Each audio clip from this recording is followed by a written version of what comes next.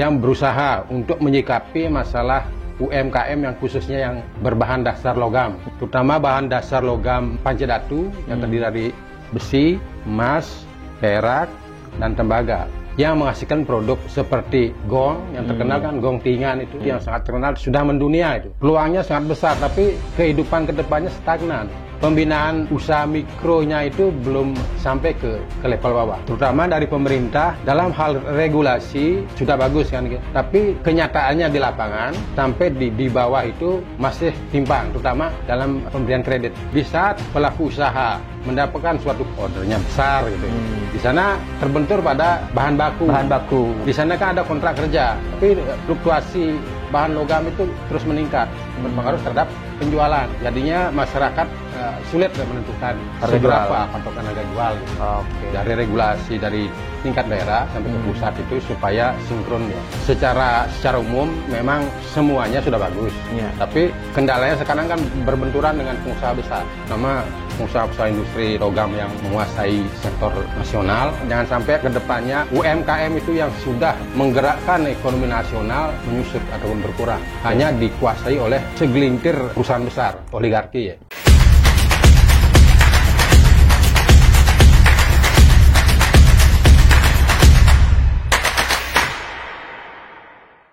Selamat datang kembali di channel YouTube Hanura Bali Official. Kali ini kita akan ngobrol-ngobrol dengan kader Hanura dari Kabupaten Klungkung yang juga caleg DPRD Kabupaten Klungkung Dapil Panjarangkan nomor urut 6, Bapak Ketut Suwardana. Om Swastiastu, Pak Tut. Om Swastiastu. Ya, terima kasih Pak Tut sudah bisa hadir di studio Hanura Bali Official. Kita mau ngobrol-ngobrol beberapa persoalan ataupun mungkin juga potensi-potensi yang ada di Klungkung. Nah, ini Pak Tut saya dengar juga punya concern lah selaku juga pelaku UMKM. Nah, punya concern atau mencermati juga bagaimana perkembangan kerajinan, produk-produk kerajinan di Klungkung, khususnya juga di kerajinan yang logam atau berbahan logam. Nah, Klungkung kita kenal dengan produk kerajinannya, baik yang tadi ada uang kepeng misalnya, ada bokor-bokoran, ada mungkin di wayang juga. Nah, itu bagaimana secara umum dulu Pak Tut melihat potensi yang ada di Klungkung ini terkait dengan kerajinan yang memang berbahan logam begitu Pak, dan apa mungkin juga menjadi tantangan atau kendala termasuk peluang pengembangan ke depannya. Silakan Pak. Cek semua. Sebelumnya saya aturkan Om Swastiastu dulu. Om Swastiastu. Atas kesempatannya diberikan oleh channel Partai Hanura dalam kesempatan ini untuk mengedukasi masyarakat bagaimana peluang dan prospek untuk mencari solusi melalui anggota atau DPR dari dapilnya masing-masing. Nah, yang pertama kali niki nyalon dari DPRD Kabupaten Klungkung, Dapil Panjarangkan nomor urut 6, berharap supaya bisa memberikan solusi, setidaknya pendapat atau dorongan kepada khususnya UMKM di Klungkung. Karena UMKM di Klungkung hampir 60% peluangnya untuk berpeluang untuk menghidupkan masyarakat di Klungkung. Ya, artinya 60% mungkin sektor perekonomian itu digerakkan UMKM gitu. Selain sekarang sudah dirintis pariwisata dengan usaha penidanya dan diketahui masyarakat banyak. Terus dia berusaha untuk menyikapi masalah UMKM yang khususnya yang di Klungkung itu yang berbahan dasar logam, di kerajinan. Di kerajinan. Terutama bahan dasar logam pancadatu yang terdiri dari besi, emas, perak, dan tembaga. Itu bahan-bahan pokoknya untuk menggerakkan industri logam di Klungkung, terutama yang menghasilkan produk seperti gong yang terkenal kan, gong tingan itu. Gong tingan itu yang sangat terkenal, sudah mendunia itu. Peluangnya sangat besar, tapi kehidupan kedepannya stagnan. Stagnan dalam artian pembinaan usaha mikronya itu belum sampai ke level bawah. Terutama dari pemerintah dalam hal regulasi sudah bagus kan, tapi kenyataannya di lapangan sampai di bawah itu masih timpang, terutama dalam pemberian kredit. Hampir 17% UMKM di Klungkung belum tersentuh oleh akses kredit perbankan khususnya. Perbankan ya. Tinggi sekali ya angkanya. Ya, karena di sana kan istilahnya usaha mikro itu belum ada perizinannya, jadi agak sulit untuk mengurus perbankan. Oke, ya karena terkendala perizinan. Walaupun sebenarnya pemerintah kan sudah mempermudah perizinan seperti dengan adanya nomor induk berusaha NIB gitu, atau perizinan tunggal lewat OSS gitu. Tapi menurut saya dengan perizinan itu kadang-kadang di actionnya implementasinya sebenarnya masih sulit. Ya, sulit. Karena apa? Kemungkinan itu kan banyak yang bermain itu. Namanya kredit mikro itu kan sudah dianggarkan, bebas agunan kan sudah jelas dari pemerintah. Tapi kenyataannya kesulitannya itu banyak. Pertama, akses untuk mencari kreditnya, terutama plafon sampai 100 juta itu agak sulit. Masih menggunakan agunan, sulit ya. Kalaupun dituntut untuk mencari agunan yang besar gitu. Di sana kendalanya masyarakat kecil. Nah tadi kembali ke soal industri kerajinan yang berbahan logam. Nah apa persoalan yang terjadi di masyarakat atau di bawah di para pelaku tadi Pak, tersinggung juga yang soal gongtingan tadi. Apa persoalan yang terjadi di para pelaku? Pertama, di saat pelaku usaha mendapatkan suatu pekerjaan atau order gitu ya, ordernya besar gitu. Di sana terbentur pada ini bahan baku. Kesulitan bahan baku. Pertama setelah ada tender ataupun pekerjaan yang sudah deal, di sana kan ada kontrak kerja, kontrak kerjanya sekian, tapi fluktuasi bahan logam itu terus meningkat. Mengikuti bulanan kan gitu. Harganya berarti berfluktuasi gitu. Berarti sangat cepat juga perubahan harganya. Iya, berpengaruh terhadap penjualan. Ya, biaya produksi juga kan berpengaruh. Jadinya masyarakat sulit menentukan harga jual, patokan harga jual gitu. Termasuk berarti kan jadinya harga jual juga terus berubah-ubah gitu kan. Tidak ada kepastian ya. Tidak ada kepastian harga. Di samping itu dengan sekarang digaungkannya hilirisasi pemerintah pusat kan, adanya nikel, bahan-bahan logam itu, padahal Indonesia ini kan surganya bahan baku. Dalam artian sumber daya alamnya sudah melimpah, tapi kemana itu ini? Kok bisa terjadi masih kekurangan bahan baku ataupun mahal gitu? Nah dari sana pemerintah perlu meregulasi sampai ke bawah, supaya UMKM itu yang notabene menyumbang hampir 60 juta UMKM di seluruh Indonesia ini. Itu kan menggerakkan ekonomi. Jangan sampai kedepannya UMKM itu stagnan ataupun mati. Di samping itu generasi muda sekarang kan berkurang minat untuk berusaha. Sekarang zamannya kan zaman digital ya, zaman instan itu. Anak muda jarang mau yang kerja keras, motivasinya agak kurang sekarang. Yang konvensional misalnya juga. Lain seperti generasi saya, generasi 80-90 kan sudah terbiasa kerja keras untuk merintis, artinya untuk mendirikan suatu peluang-peluang usaha. Kalau zaman sekarang agak gini generasi mudanya. Nah tadi kalau bicara soal bahan baku, apa kendala lain yang dialami teman-teman UMKM di logam ini? Termasuk misalnya kalau pemasaran seperti apa?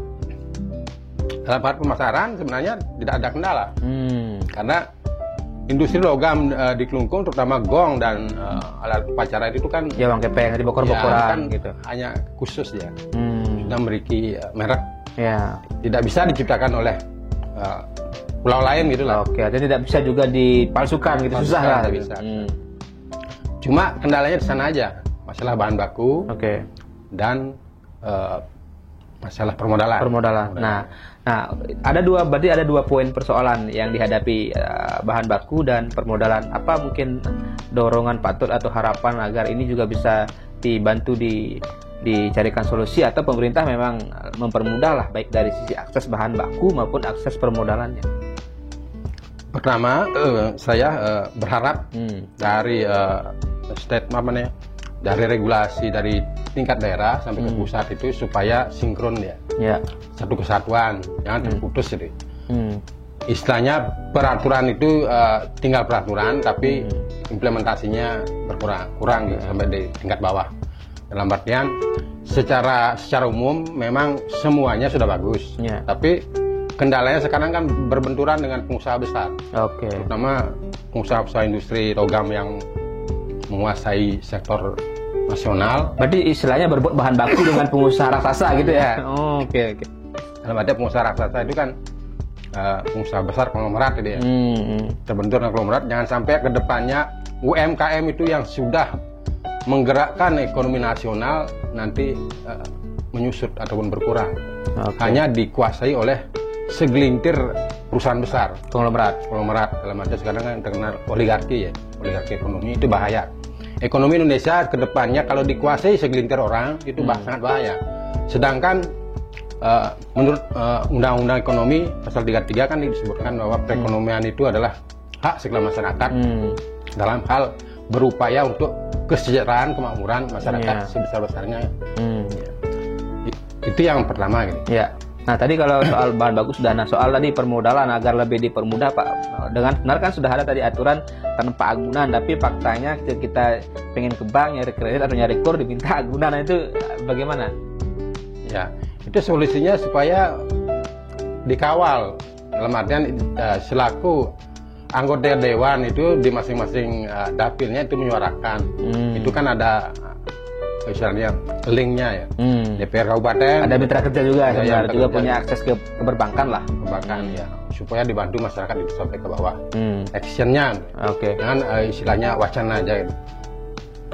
Nah kita kembali ke soal Patut secara pribadi lah, ketika maju nyalek ke DPRD Kelungkung dari Partai Hanura Dapil Banjarangkan, apa yang mendorong Patut untuk maju, kemudian kira-kira poin-poin apa yang menjadi keresahan yang ingin Patut perjuangkan lah? Saya maju dari Dapil Banjarangkan untuk menyuarakan apa yang menjadi keluhan di masyarakat bawah, terutama menjembatani supaya keluh kesah masyarakat bisa tersampaikan, minimal disampaikan, ataupun kalaupun itu ada actionnya ke bawah itu sangat terima kasih. Kedua, masalah perizinan itu supaya dipermudah. Sekarang kan zamannya digitalisasi online, itu sebenarnya gampang, tidak seperti bayar pajak itu sebenarnya kan sudah gampang kan? Iya. Seperti itu. Ya. Tadi kalau kita bicara soal persaingan kan Banjarangkan ini berapa kursi total? Kalau di Banjarangkan sekarang kursinya kan sudah berkurang. Ya. Dari dulu 7 kursi, sekarang jadi 6 kursi. 6 kursi kalau tidak salah. Ini kan cukup ketat juga persaingan di sana. Nah, bagaimana optimisme Patut dan kira-kira nanti pendekatan ke masyarakat juga seperti apa? Saya tetap optimis dalam artian bukan hanya saya harus menjadi DPR, harus menyuarakan masyarakat, tidak. Karena saya kan juga sebagai pelaku di masyarakat, ikut juga ngayah di desa, memberikan edukasi kepada masyarakat, bagaimana berpolitik yang cerdas, bagaimana kita bisa menyambungkan atau mencari peluang-peluang yang bisa direbut oleh masyarakat di masing-masing dapilnya.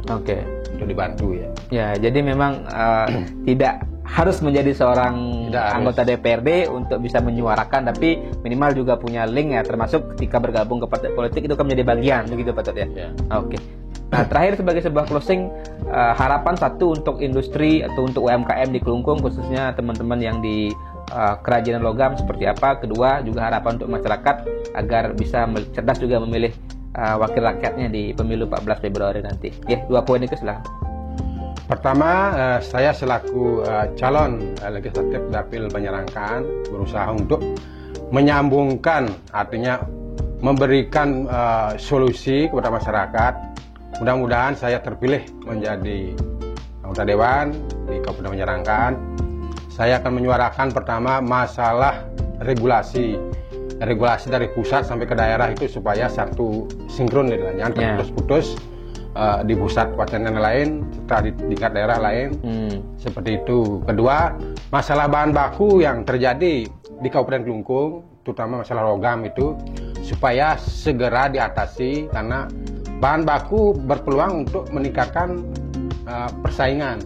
Artinya otomatis kalau bahan baku kita terjangkau kan daya saingnya kuat. Iya. Penjualan pun bisa meningkat gitu. Itu. Oke, tadi pesan kepada masyarakat atau harapan untuk cerdas memilih wakil rakyatnya di pemilu 14 Februari nanti. Harapan saya untuk masyarakat, walaupun tidak melalui saya, mungkin teman-teman dari Hanura yang mewakili, berusahalah untuk memilih partai hati nurani rakyat. Jangan karena gara-gara uang 200.000, 300.000 suara kita hilang dan terjual 5 tahun. 5 tahun kita terjual suaranya hanya 200.000.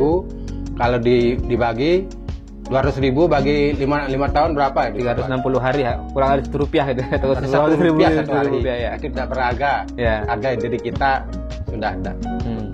Oke. Ya, itu memang gitu. Oke. Terima kasih Pak Tut, luar biasa. Semoga perjuangan juga tercapai, dan tadi masukannya untuk teman-teman dan juga harapan juga untuk pemerintah agar mempermudah akses bahan baku, mempermudah juga akses permodalan. Terima kasih Pak Tut, semoga itu bisa dikawal nanti ketika terpilih di DPRD Kabupaten Kelungkung dari Partai Hanura. Terima kasih, kita akan sambung di kesempatan berikutnya. Salam hati nurani. Salam hati nurani.